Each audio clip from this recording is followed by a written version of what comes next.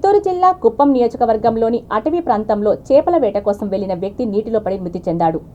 శాంతిపురం మండలం కడపల్లి గ్రామానికి చెందిన దినేష్ అనే యువకుడు మూర్ఛ వచ్చి ప్రమాదవశాత్తు నీటిలో పడి మృతి చెందాడు. మృతుడి గ్రామంలో విషాద ఛాయలు అలుముకున్నాయి. రాళ్ల బుదుగురు పోలీస్ కేసు నమోదు చేసి విచారణ చేపట్టారు.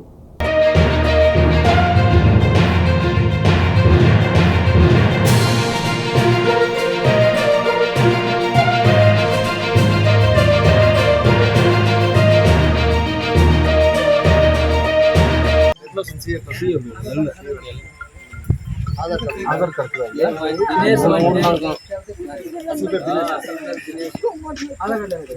दिनेश कुमार।